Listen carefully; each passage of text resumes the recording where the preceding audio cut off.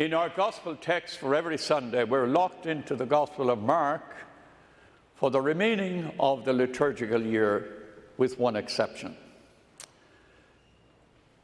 And for a few weeks now, we're dealing with a construct, a section in the Gospel of Mark, which is very, very fundamental. If we grasp this section, the whole gospel will come into focus.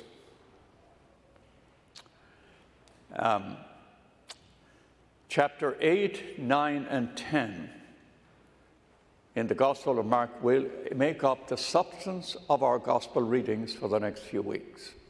Now, next Sunday I'll miss this because I'll be out of town at a wedding in the great state of Montana. I know. So I'll miss next Sunday, but the Sundays after that, we'll be back. Let me tell you a little bit about this construct, these chapters in Mark, that if you reflect on these in the next few weeks, you will catch the essence of the proclamation of Jesus Christ. Let me locate this for you. I think people are helped if they get some mental understanding, some visual about where these places are. Let's take Camarillo, 60 miles north of here. That's where Jesus lives most of his life, around Camarillo. Up there, Sea of Galilee, Nazareth, Mount of Beatitudes, Capernaum, Cana, all these places are all up there around Camarillo. This is Jerusalem here, where we are. Up around Camarillo, there's a little town called Presider. It's a fishing town. It's a village on the Sea of Galilee. That's where chapter 8 begins. And chapter 8 will take you on a journey north to Ventura, about 25 miles north of Camarillo, to a place called Caesarea Philippi. Read that in the Gospel. Caesarea Philippi, they will have teachings there, and after they're finished there, predictions of the Passion, Transfiguration, they'll journey south, all the way from Caesarea, from Ventura, down to Holy Family, back to Jerusalem. Chapter 11, they'll get to Jerusalem. So this is a loop that happens, and in this loop, Jesus is teaching his disciples.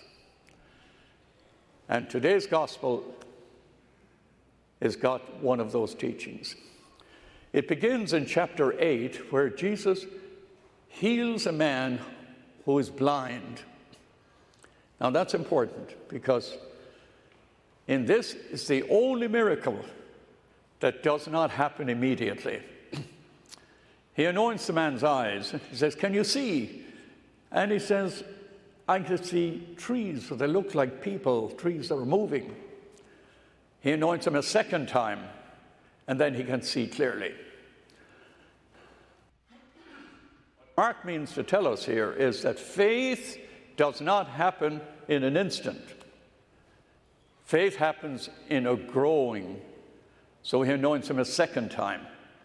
That's the implication of this miracle as we begin this journey from Camarillo to Ventura and back to South Pasadena.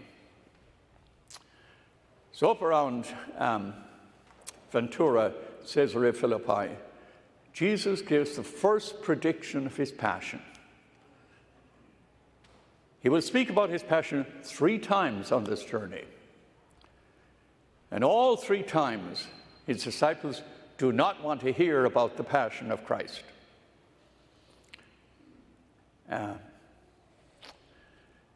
Actually, the second prediction of the passion, when they hear it, they said they didn't understand it completely, but they were afraid to ask him. It's one of those times when you know the answer, you don't want to ask because you don't like the answer.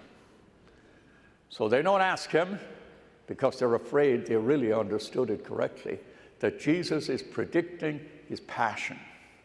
Son of Man will be subjected to be judged. The high priest will reject him. He will be spat upon. He will be condemned. He will suffer. He will die on the cross. That's what they hear. He also says he will rise again. They don't hear that. So now, what does this mean to us? Well, the first prediction of the Passion here, which we have in today's gospel, Peter says, God forbid this would happen to you. This can't happen to you. We belong to a church of miracles. We belong to a Jesus who is powerful. We belong to a Jesus who conquers the world. We belong to a Messiah who will restore the wonder and the greatness of Israel. We don't belong to a Messiah who will be rejected and suffer and die a failure. We're in here for a winning team. We join a winning team. Jesus predicts his passion. What does this mean to us to begin with? Well, when I was ordained a priest 60 years ago, I was 24 years old. The church was the biggest, the strongest, the richest in the world. It was a powerful church. I was chosen, I was blessed, I was anointed, I was admired. It was wonderful. Didn't hear much about the passion. I didn't hear about that. I heard about all the blessings. I heard about the glory. I heard about the success. I had seen priests. I had been inspired by priests. And I saw it's a wonderful life. I know there was sacrifice, but the blessings far outweighed the sacrifice. Nobody said to me, you're going to follow Jesus Christ. You're going to follow the Christ who will be rejected, who will be judged, who will be set aside, who will be deemed a failure by standards of the world, will be lonely, will be empty, will be betrayed, and will die on the cross. That's the Christ you're going to follow. So wait a minute. I thought I was getting into a success, a powerful church, a rich, famous. I thought I was going to be a messianic person. All of a sudden, somebody is telling me, no, you're going to have to carry a cross. Now, not one of us begins the journey of life making a promise to carry a cross. I mean, when you were looking for somebody to marry, you didn't say, well, there's a lot of nice guys out there, but I'm looking for a pain in the butt. So I have to find somebody who will make me sacrifice. Or the guy is looking for a woman. He says, there are some incredible women, but I got somebody who is really a burden. I need a burden in my life. So I'm going to choose this woman because she's a burden. That's not the way we think. When we begin, we think by a glory road. We're caught in a romance. We're caught in this incredible thing. I was Peter, and you, somewhere in your life, if you're single, you thought, okay, I'm looking for this incredible messianic person. Maybe you're still looking. We're Peter. We don't know much about the sacrifice. We know there's sacrifice, but we see the blessings. We see the gift. We see the opportunity. We see the vision. We see the beauty. We see the wonder, the miracles. And then a voice comes, but there's great sacrifice involved. I don't want to know about the sacrifice right now. I'll deal with that later. Right now, I want to celebrate the success and the wonder. That's Peter. That's you, and that's me, somewhere in your life. And then a second time, Jesus says, you want to follow me? Take up your cross and follow me. Don't worry, you'll get the cross. The cross will come. And when the cross comes, you must take up your cross willingly and follow Jesus Christ. You will find the meaning of life and the meaning of discipleship in the manner in which you follow Jesus Christ's passion, death, and resurrection, not just in the miracles. What does it mean to us that Jesus calls us to a discipleship carrying the cross. A couple of weeks from now, I go back to the City of Hope.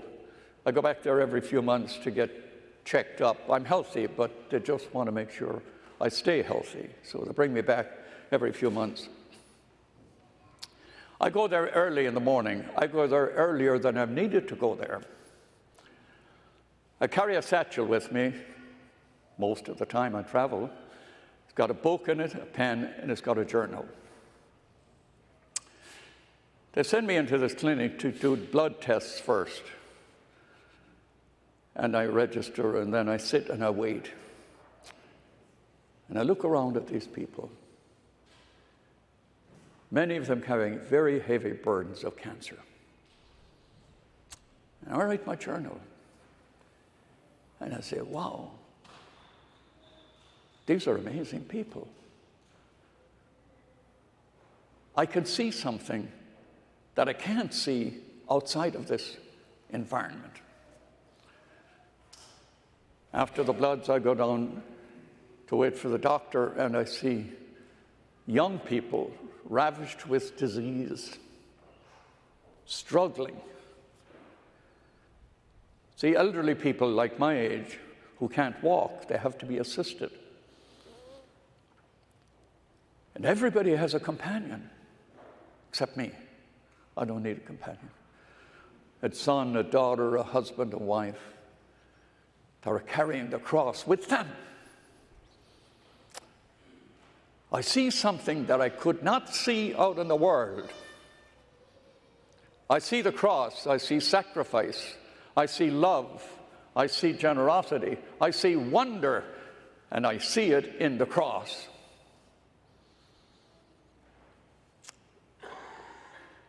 Could it be true when Mother Teresa says, you cannot serve the poor unless you become poor? You can't hand down to the poor, you have to become poor in order to serve the poor. And I saw this in Calcutta, where 200 nuns sitting on the floor at Mass in the sweltering heat of Calcutta, no air conditioning. The poor don't have air conditioning, we don't have air conditioning. This is the food for the poor, same food for us. To serve the poor, we have to become poor. So to be disciples of Jesus Christ, we have to become like Jesus Christ. Is it possible then that you have to fail? If you don't fail, how will you understand any other person's failure? Could it be that you have to make mistakes and experience forgiveness? If you don't think you need forgiveness, how will you be a forgiving person for someone else? If you've never felt lonely in your life, how will you understand somebody who feels lonely? If you haven't experienced death in your life or sickness in your life, how will you begin to relate to people experience the sadness of death or the burden of sickness? Could it be that without the cross, we will not understand the meaning of life? Without sacrifice, there is no journey. There is no discipleship in Jesus Christ. Could it be that following this journey of Jesus to Caesarea Philippi and all the way to Jerusalem is our journey? And Jesus keeps reminding us, the Son of Man must suffer, he must be rejected, go through difficulty, he must go through failure, he must go through all of this worldly rejection, and I must follow him. And now I will find meaning in the suffering. Now I will find meaning. I won't have to be resentful, I won't have to be judgmental, because somehow God has led me to this place. I anoint my loneliness. I uplift the sacrifice I have to make. I share the forgiveness I have received. I bless those because I have been blessed. That's what it means to follow Jesus Christ. When Pope John Paul II was elected Pope in 1978, Cardinal Manning was in the conclave. And he was a friend of Cardinal Wojtyla because they were made cardinals together in 1973. When he was elected, he was a rock star. I mean, he was handsome, he was brilliant, he was charismatic, he was powerful. He had all the answers. I mean, he was a leader. And we were really uplifted, given confidence by the strength and the power of this man. We've made him a saint. Pope Francis, when he was elected, his first interview shortly after he was elected, he was asked, how would you describe Jorge Bergoglio? And he paused for a while. And then he said, I am a sinner. And I said, the other man impressed me, but this man, he inspires me. I think I can relate to him. He meets me where I am. He meets me in my brokenness. He meets me in my emptiness, in my struggle, in my search. This is my Pope, my kind of person. This is Jesus Christ saying, come and walk with me. Walk with me in charity, in forgiveness, in understanding. Walk with me in welcoming people, in blessing people, in looking for good in people. That's him. They may never make him a saint, but without being a saint, perhaps for us, he is a saint. So listen to this gospel reading now for the next few weeks and allow this gospel an insight into what it means to carry your cross, what it means to be burdened, what it means to have to carry something that belongs to another person as unjustly put on you. What does it mean when life isn't fair? How do I find a spirituality of the cross that says, I rejoice in following Jesus Christ in light and in darkness, in the good times and in the hard times.